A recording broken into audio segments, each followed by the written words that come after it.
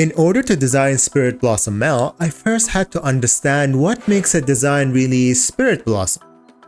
So I had to go look into the splash art of other Spirit Blossom champions to see what do they all have in common. First of all, I noticed that there is a dark group and a lighter group. I really like the lighter group, so I decided to take a closer look at them and really design Spirit Blossom Mel around that concept. First of all, the color palette. We can see that the main colors are white, pink, blue, or green. We also see that gold accents are used a lot in the design. The main color or the main outfit is usually or generally white, and the accents and the extra complementary things are added with the other colors that I mentioned. So we have to make sure that we follow the same pattern and the same color palette for our design. But the design is not just about the color palettes, there's obviously more included or more to consider when designing something. So I noticed that almost all of the champions have a big belt around their waist. The belts are usually designed with a different color than the white that is the majority of the clothing, but it also has the gold accents. And I feel like the belt is usually big and really attracts your eye towards it, and it is a big part of the design of the outfit. The arm or the sleeve of the clothing also always has some design elements. We can see that sometimes they are larger, but other times they're a bit more subtle and small, but they're always there, and there's always again the gold accent there. Then we also have the tassels. They're used in multiple areas. We see them at earrings, necklaces. We see it sometimes as part of the clothing. But it is always included. So it's something that I need to be mindful of and make sure I include in my design. There is almost always a design element at the neck as well. This could be as simple as a necklace, or sometimes it is a larger thing that covers the neck entirely and it is a different color than just the skin color. The hair is also unique. The color choice is usually different than normal colors that we used to. So I see sometimes there's that blue-green color or the teal color. We see pink, we see white. So I just need to consider that as well. And there's usually accessories in the hair as well. We also see flowers included in different areas. It's subtle sometimes in different areas, but it's always present. Sometimes it is in the hair, but other times we can see it here in the weapon, in the clothing. But the idea of Spirit Blossom, I think the blossom part where we see the flowers are included in the design.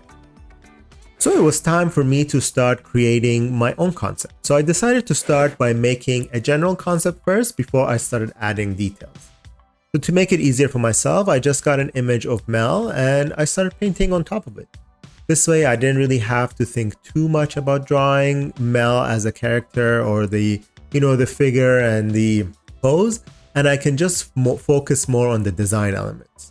My thought process here was just to add general idea and shapes and colors.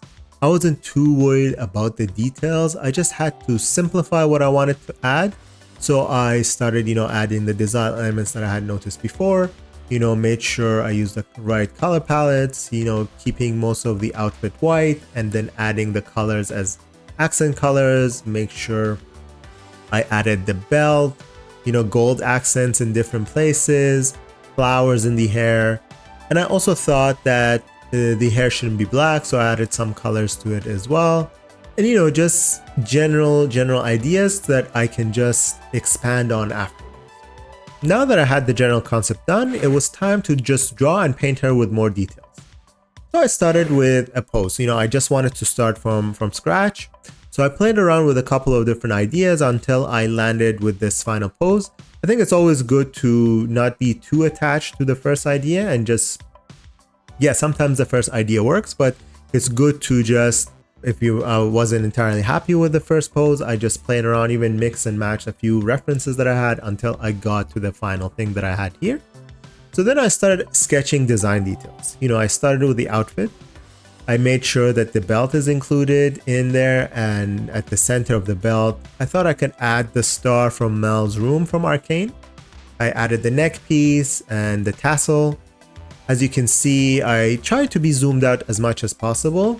I think this idea that sometimes I even fall into the trap of just zooming in and focusing too much on the details. But here I try to stay zoomed out and only zoom in when needed. I think it really saves me a lot of time, and I think the concept is to, think about the image or the drawing as a general thing when we're zoomed out, and make sure when we're adding details, when we're zoomed out still, it makes the drawing to be a little bit more cohesive. We can see if these elements that we're adding work or not. For the hair, I thought it was really important to add something in there. I felt like the design lacked the flower part of it. So I tried to add something in the hair that can represent flowers or petals. And I finally also thought adding the outline of the golden tattoo or designs on her body now would be a good idea, because then it will save me time afterwards. Having as much detail as I can here in the drawing and the sketch phase, so that when I want to paint, it would be a lot easier for me. So then moving on to the painting and rendering stage, it was time to start painting. So I started by masking the character. I really like going through this process. And so I just, select with the lasso tool the outline of the character. And then I just paint it all gray. And then I just add some light and darker grays to just give it a little bit of values for the different local colors that's going to be there. Then using an overlay layer, I just start adding some colors on top of the first layer that I had. So once that's done, now I have a general, colors of the character and the design. So I start selecting the different colors using the lasso tool and cutting them into their own layer. So for example, all the whites I try to put on a separate layer, all the pinks on a separate layer, or the gold on a separate layer, I put the skin on a separate layer. The idea here, the reason I do this, so that I can render them easier afterwards. I can just lock the layer that I want to work on, and then I wouldn't be, worried about, painting on other areas while doing this. So then we start the rendering. Important to know where is the light coming from. So then in this case, I decided that the light is coming from the left, so the shadows will be on the right side. Then I just mostly try and use a soft airbrush and a hard round brush for most of the rendering. I like using the soft airbrush a lot. I'm always changing the size of the brush to get the effects that I want. And as you can see, I'm starting with the skin and I just move forward. One of the tricks that I like to do to make the skin look less muddy is to add a bit more color variation into the skin. And I do that by using the overlay layer mode.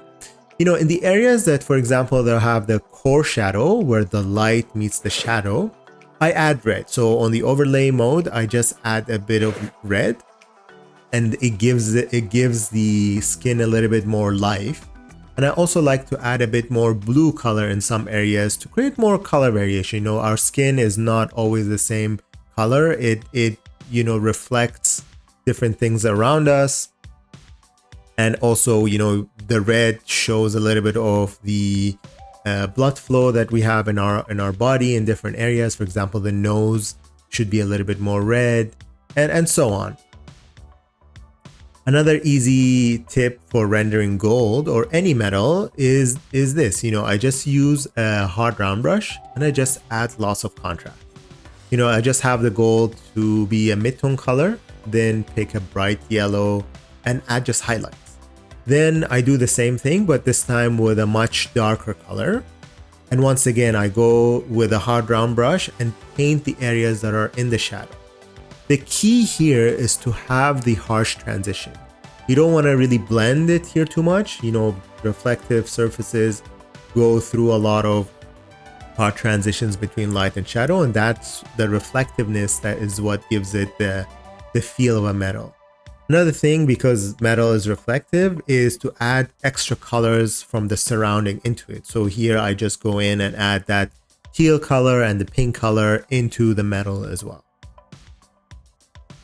And I just continue by rendering, and after a couple of hours of rendering, here is the final result. And my goal here wasn't really to create a splash art, but it was more to create the design of Spirit Blossom Mel. So let me know what you think of this design, and if you think we should take this a step further and make a splash art of Spirit Blossom Mel.